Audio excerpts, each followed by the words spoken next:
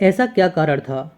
भीष्म नहीं चाहते थे कर्ण महाभारत युद्ध में भाग लें। भीष्म पितामह के बाणों की शैया पर लेट जाने के बाद गुरु द्रोण को कौरव पक्ष के प्रधान सेनापति बनाया जाता है। गुरु द्रोण के कौरव सेना का प्रधान सेनापति बनने पर महारथी कर्ण को युद्ध का अवसर प्राप्त हुआ, क्योंकि पितामह भीष्म ने कर्ण को युद्ध में अनुमति नहीं दी थी। महाभारत युद्ध में भाग लेने से पहले कर्ण पितामह भीष्म के पास जाते हैं और भीष्म पितामह को प्रणाम कर कहते हैं, आपने मेरे साथ अन्याय किया था। आपने मुझे अपने ध्वज के तले युद्ध करने का अवसर नहीं दिया। मैं आपके ध्वज के तले युद्ध करना चाहता था। आपको दिखाना चाहता था कि आपका प्रिय अर्जुन मुझसे बड़ा धनुर्धर नहीं है, मैं सर्वश्रेष्ठ धनुर्धर हूँ।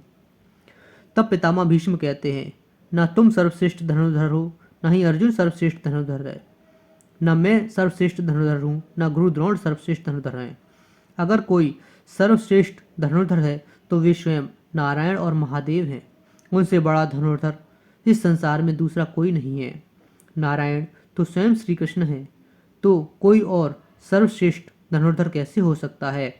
और इनके अलावा भी अगर कोई सर्वश्रेष्ठ धनुर्धर है तो वो हमारे गुरु परशुराम हैं। और रही बात तुम्हारे युद्ध न करने की, तो इस युद्ध में न जाने कितने महारथी मारे जाएंगे। इस युद्ध के बाद भारतवर्ष में योद्धाओं की कमी हो जाएगी।